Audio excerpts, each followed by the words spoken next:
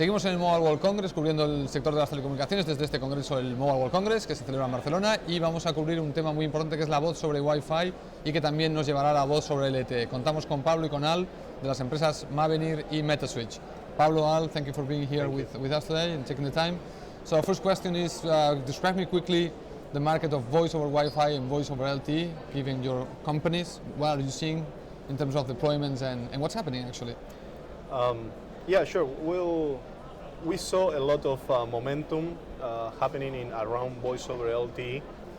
Maybe last year there were a lot of just about to launch, right, cases, especially in Europe, right, where it seems that everybody has voice over LTE, but it's in there without being launched yet because there were some, device constraints and many different problems that kept them from or avoid them to put the service live. In the case of the US, we've seen a lot of momentum and traction, right? We have 3 commercial VoLTE networks, AT&T, Verizon, T-Mobile, which is part of what we are doing with them. And one key thing that we are seeing right now is that voice over Wi-Fi is helping pushing momentum into VoLTE, right? You build all your infrastructure, you use voice over Wi-Fi as a booster. When you have all the infrastructure, you study everything you need, you integrate with all your OSS, BSS, charging, IM services, and then you're ready. When the right time comes, then VoLTE is ready to be launched. So in the particular case of Cala, we are expecting some things happening in 2015, big decisions on where the operators are going to go. And we are also getting a lot of inquiries and requests of information regarding voice over Wi-Fi. So in the particular case, again, on Latin America, there's coverage issues, capacity, that it seems that the voice over Wi-Fi can be a good fit, a good match for many of these operators. Al, what do you think from your MetaSwitch perspective? Yes, absolutely. I mean, very much the same. We're seeing huge growth both in interest of voice over LTE and voice over Wi-Fi, where obviously the interesting aspect is that while carriers are seeking to use their available spectrum in the air as much for data as possible, there's huge growth in that market, driving the need for voice over LTE. We're also seeing the fact that the ubiquitous rollout of smartphones everywhere means that we've got the power in the handset from voice over Wi-Fi, which is now available to terrestrial carriers as well. We have huge amounts of bandwidth to deliver voice over Wi-Fi all over the place. And so we're seeing an interesting juxtaposition where we're getting competition for mobile revenue, shall we say, from both terrestrial carriers and from mobile carriers. And the mobile carriers will see an interesting shift, I think, into their space from terrestrial carriers who can use voice over Wi-Fi to compete. Okay. Now, in the past, when I was talking to operators like 4 or 5 years ago about Wi-Fi integration, just for data, just to offload data, one of the things that I heard from operators in Latin America, not outside because I'm not dealing with operators outside the region, was security. Like, why would I want to run data or anything outside my own network? The fact that Wi-Fi is unlicensed and perhaps perceived as less secure, do you think could be a constraint to launch voice over Wi-Fi services, or do you think those issues could be solved with the solutions that your companies are proposing? I don't think that's an issue at all. I mean, okay. Fundamentally, the crucial key is when you're looking about whether you own your network or not, there's 2 things to worry about. As you say, the security, integrity of your traffic, and also, can you guarantee quality of service?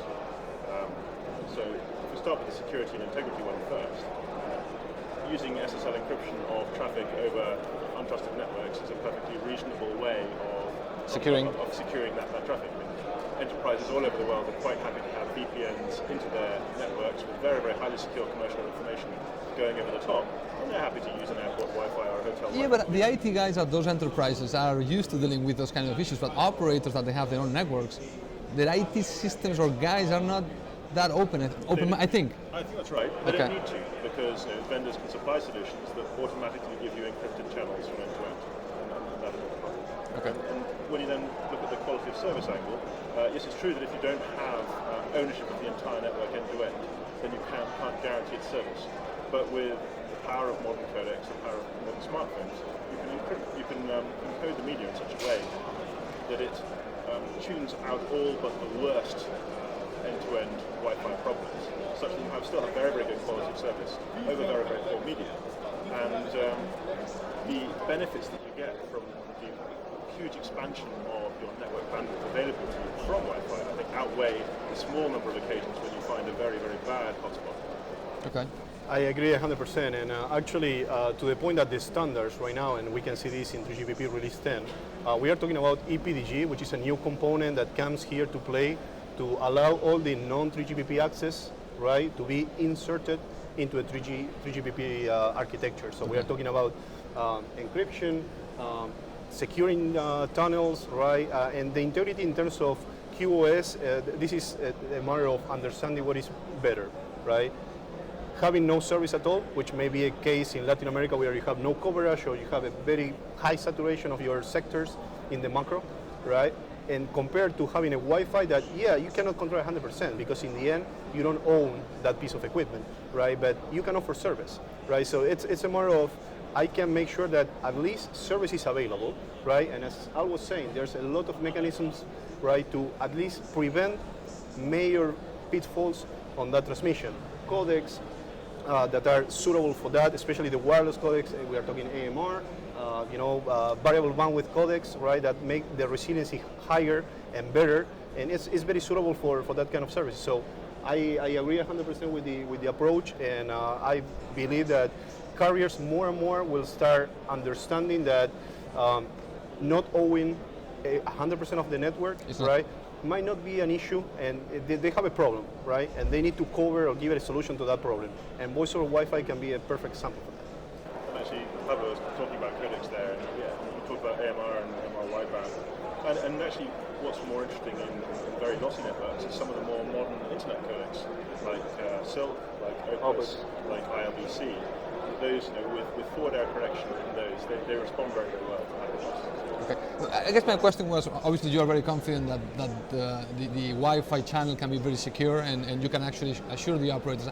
I was wondering, when you go to an operator and you bring it on the table and you say, this confident, if you feel that they are still a bit like, okay, not that they don't trust the solution, but that they are not used to it. They are reluctant. The initial position from an engineering team, right, that are used to deal with completely secure and what they know, and I owe everything and I can control.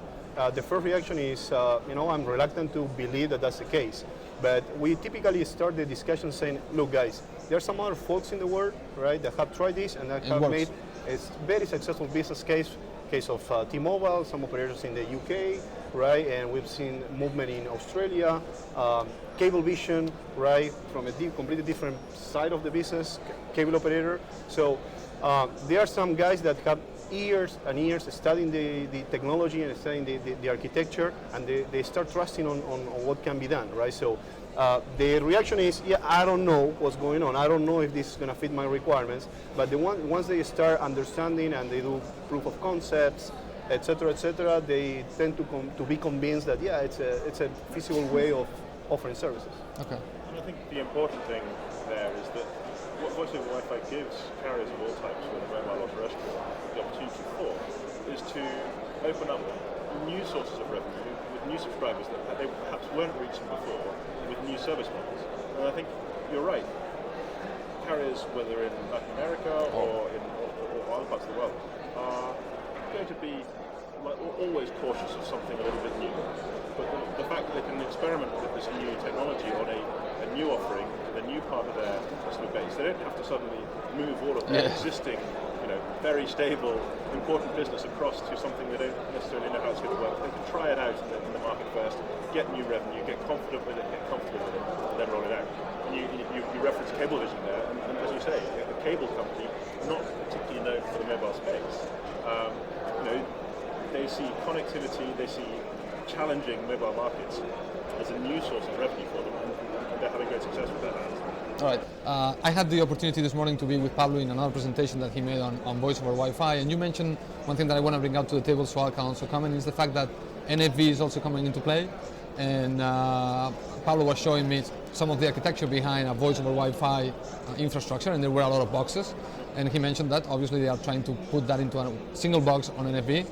I want you to, both of you to comment the role NFV will play to make sure operators are able to launch this type of architecture without incurring in costs associated many times to IMS that traditionally have prevented them from engaging into any new solutions based on IMS. Pablo, if you want to... Yeah, and I guess we share the same vision with MetaSwitch. I mean, we are in exactly the same path. right? So virtualization and NFV as a whole allows the operators to cap the initial investments, right? So it's like a proof of concept that they can put live, right? Maybe 1 or 2 servers, you can pack the entire IMS architecture when we are talking about tons of boxes, PCSCF, SCSCF, telephone application server, HSS. I mean, many things that you need to deploy initially, even though you're just having 1 call or 1 subscriber. You need all that infrastructure in place. Right, yeah. So NFV will allow operators, is allowing operators to just, deploy this in a very reduced fashion, right? A very small footprint.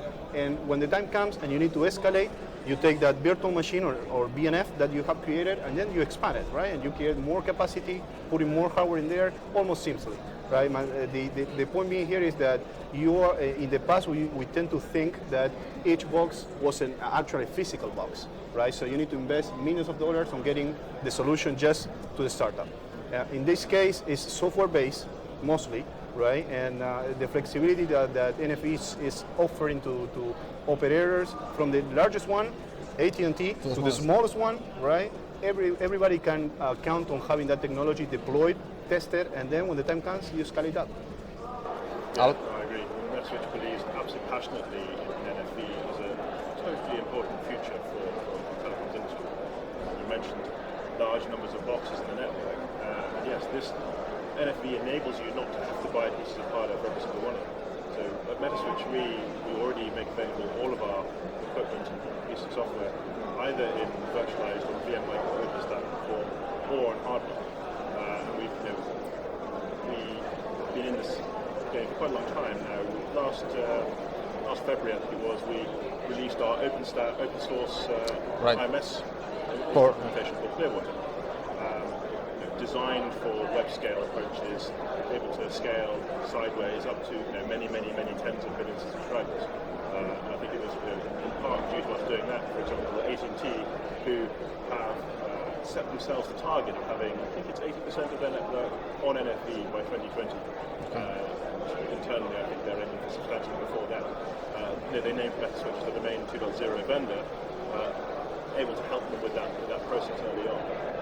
So yes, I absolutely agree. NFV is very much the way. So what I'm taking from this is that smaller operators, like usually had longer periods of time to develop new technologies, can now actually jump into this bandwagon much faster because of NFV.